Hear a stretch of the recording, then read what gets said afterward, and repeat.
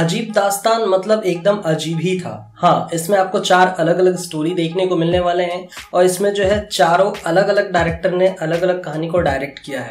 देखो, सबसे पहले बात करते हैं जो सबसे पहली कहानी है, वो कहानी बहुत ही झंडू सा लगता है क्योंकि उसमें वही बॉलीवुड के पुराने घिसे पीटे डायलॉग रहते हैं जिसमें हीरो जो है किसी और से प्यार करता है और सुहाग रात में अपनी बीवी से कहता है कि देखो, मैं तुम्हारा कभी भी नहीं हो सकता, मैं जिससे प्यार करता था उसी से जिंदगी भर करता रहूंगा और तुम्हें ऐसे ही खुद को झेलना पड़ेगा। ये बहुत ही प्रिडिक्टेबल था, लेकिन इस कहानी का जो क्लाइमेक्स है वो अनप्रिडिक्टेबल के साथ साथ बहुत ही ज्यादा बकवास और वाहियात सा लगता है। अब ये कैसा लगेगा वो मैं आप पे छोड़ता हूँ, क्योंकि अगर मैं उसके बारे में कुछ भी कहा तो वो इस कहानी के लिए स्पॉइलर हो जाएगा।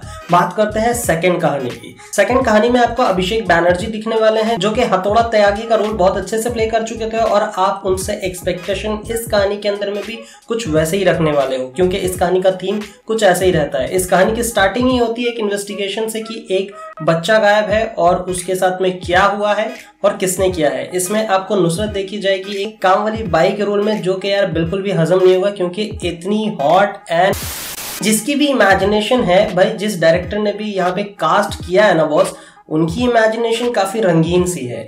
मतलब इतनी सेक्सी फिगर एंड ऑल, जाने दो यार, मैं कुछ ज्यादा घुस रहा हूँ। हाँ, इससे पहले मुझे नुसरत के ऊपर में उतना ज्यादा मतलब फोकस मैं नहीं रख पाया था जितना इस कहानी के अंदर में उस पर फोकस गया है। And I am very sorry, इस कहानी के अंदर में आपको घपा घप देखने को मिलेगा और वो बहुत ही अचानक से आ जाता है। बात करता हूँ थर्ड कहानी के बारे में। थर्ड कहानी का नाम ही मुझे काफी क्यूट सा लगा, गिल्ली पुच्चू। और गिल्ली पुच्चू जैसे ही हैदरी के मुंह से निकलता है ना बॉस, ऐसा लगता है कि ये वर्ड शायद उनके मुंह से निकल के ही ज्यादा क्यूट लगने लगेगा।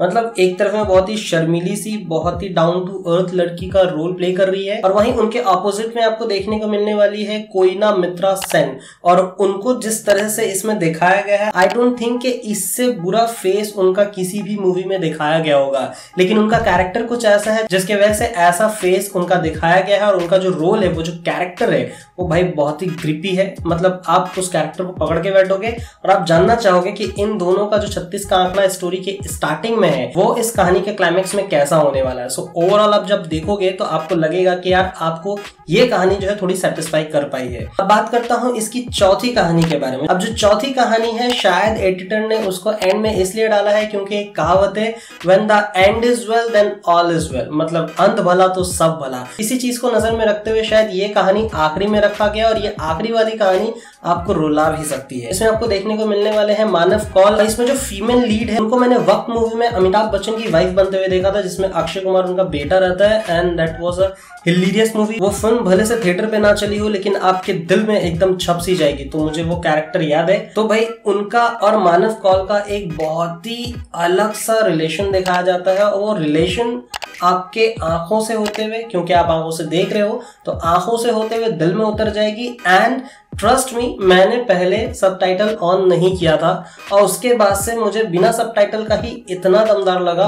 फिर सोचा मैंने कि चलो एकदम perfectly word by word match करके मुझे जानना है कि जो मैंने समझा क्या वही चीज बातें की जा रही थी। तो फिर मैंने सबटाइटल ऑन करके देखा and trust me boss, it was hilarious, so soothing, so smoothing and it will melt your heart. खास करके वो डायलॉग जब लड़की अपनी माँ को कहती है कि आप इतने अच्छे हो, इतनी प्रिटी हो, लेकिन फिर भी डैड आपसे प्यार नहीं करते, मुझे तो सुन नहीं पाती, तो फिर मुझसे कोई प्यार क्या करेगा, मेरा तो कोई चांस ही नहीं है। इससे बहुत बड़ा एक मैसेज जाता है। आई होप कि आपको समझ में आया होगा। अगर आपको नहीं समझ में आ रहा अभी, तो प्लीज जा करके इस कहानी को देखना। कहानी आपको बहुत सारी सीख दे करके जाएगी एंड ट्रस्ट मी, मानव कौल एक अलग ही अवतार में दिखे हैं बॉस और बहुत ही ज्यादा हैंडसम दिख रहे थे। सो ओवरऑल अगर बात की जाए तो इस कंटेंट में जो 4 कहानी दिखाई गई है, उसमें से 2 कहानी एकदम ही वर्स्ट है और 2 कहानी जो है उसमें से एक अच्छा है और जो लास्ट वाला है वो एकदम ऑसम है। तो भाई मेरे हिसाब से लास्ट का 2 कहानी आपका पूरा शिकवा गिला खत्म कर देगा। So that was my honest review. What do you think? आपने अगर देखा तो आपको कैसा लगा, प्लीज यार कमेंट सेक्शन पे जाकर के बताना।